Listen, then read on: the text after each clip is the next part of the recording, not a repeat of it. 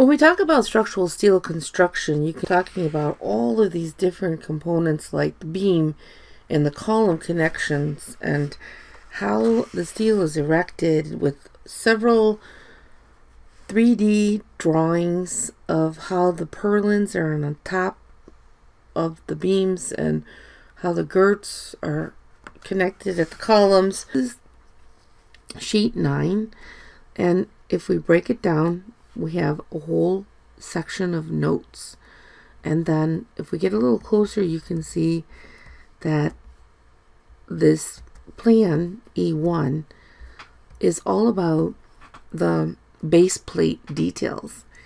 Here's the base plate with the details. So what we have is we have the column that comes down to the footing or the concrete, and it's welded to a plate at the bottom, and that plate is bolted to the concrete here in this detail.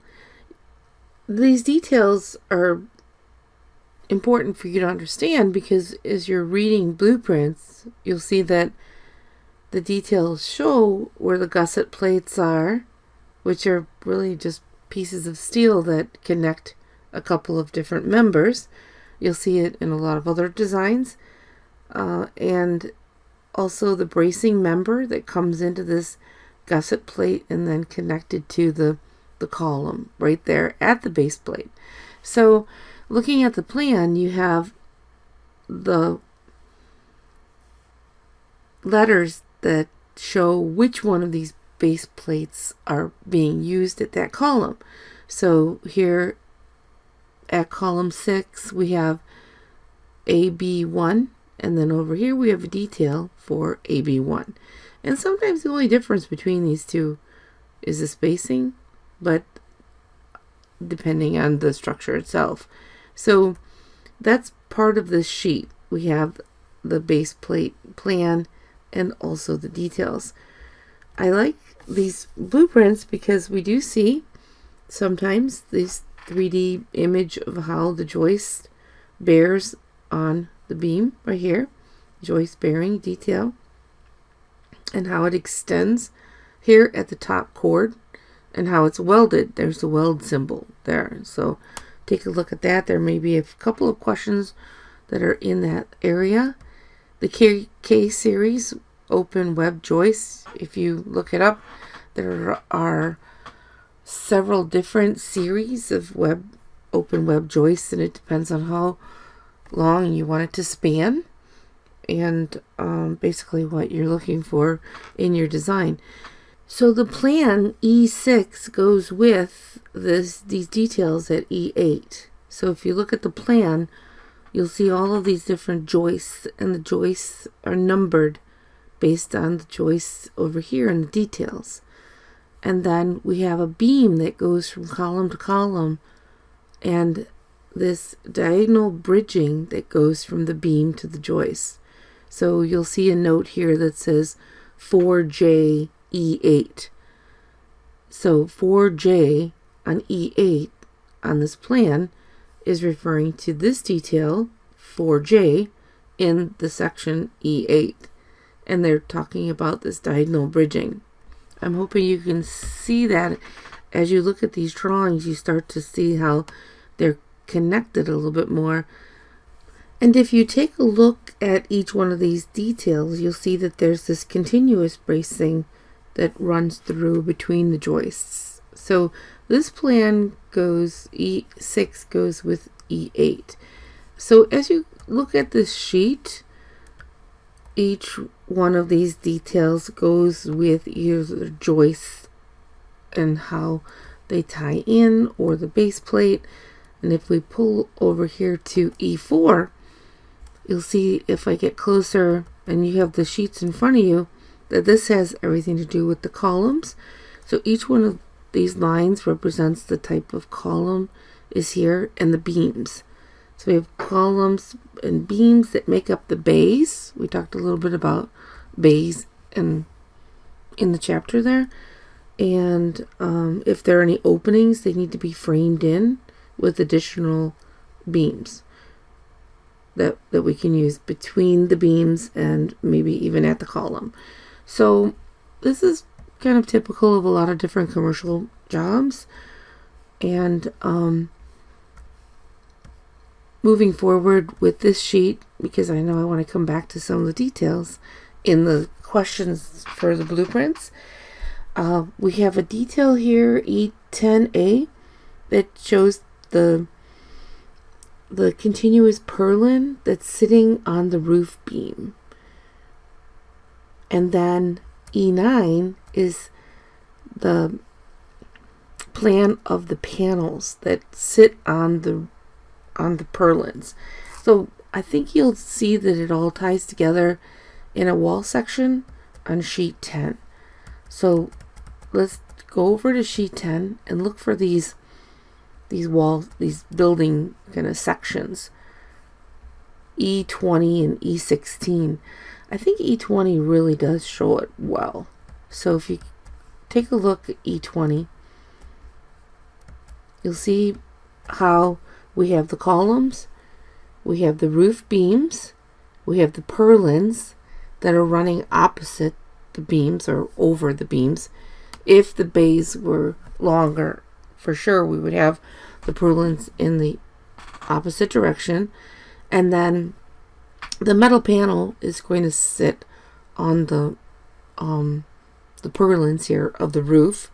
But this also shows, and this is what sheet 10's all about, or a lot of it is, we have this 6-inch diameter standard pipe, and there's a beam on top of that, and then this enclosure, which is the roof screen elevation, screening in the HVAC and different mechanical equipment. We have TS for tube steel here, and just taking a look at the notes, you see the notes that are referring to on this page. Going back to look at the whole page, again we have a panel of notes, and these notes will show you details about the composite floor deck. And then we have also a plan showing the cross bracing and how the flange is braced, the flange of the beam. So it's just gives it an extra support. And the wall sections, or the sections, building sections that we just looked at, we also have elevations of the girts that are tying into the columns and the beams that are coming across. So I have a PowerPoint that brings some of these elements to us, like all the different structural steel members that we're using. But this drawing here does show you these purlins that are sitting on the roof beam, and that's in our drawing, this kind of like Z purlin. This is the joist itself, and it has different seats that bear on these beams. We looked at the plan of these. I just wanted to show you that here's the flange and the web, and the bracing that we saw in one of the plans was bracing that goes in here to kind of stiffen and strengthen that connection. A drawing of how the beams sit on the columns and the joists then sit on the beams. Other diagrams of different unique trusses that might also be part of the design. This, instead of using a beam, there is another here truss, and then a steel truss, and then the floor joists like sit on that truss. A few details showing what I was talking about as far as the columns that come out of the roof and pick up some kind of screen Here's the screen that we see the drawings of, with the column and the panels here. Here's that flange bracing that there's a detail for in the drawings. So hopefully you'll have your drawings open, you're looking at them, you're seeing the cross bracing, you're seeing the flange here. This is the base plate detail. We have back on the drawings here the base plate plan and details. So this is here the plate with the anchor bolts and kind of a photo of it there.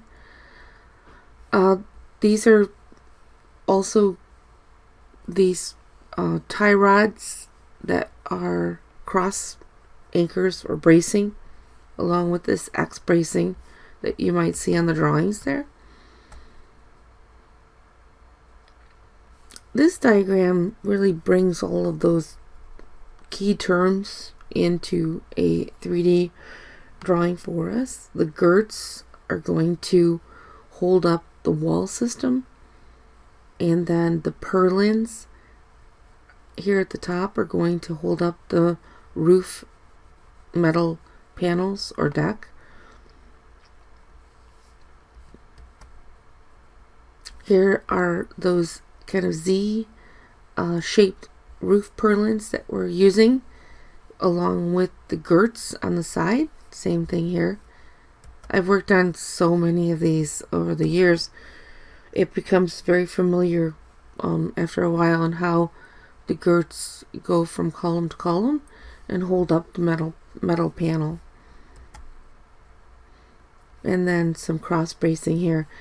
So when you look at these drawings, sheet 9 and 10, you can start to see that for this project, these drawings pull together the whole system. The base plate, the column, the joist, the girts and purlins, and also details that go with the panels and how they're erected. The tube steel lifts up these studs that are supposed to be embedded in the metal deck. So we have two different details. When we have to take into consideration the height of the seat of the joist, we have this detail, and when the deck goes right across the beam, we have this detail. So it looks sort of like this, where the studs take some of that shear force. And then another example is number 31 on page 104. The question asks, as shown on details 1J, 2J, 3J, and 5J, open web steel joist must bear on the steel beam at least how many inches? So you can see, based on what we talked about, the joist is bearing on the beam, and for those details, it's 2.5 inches. Okay, so read through the chapter.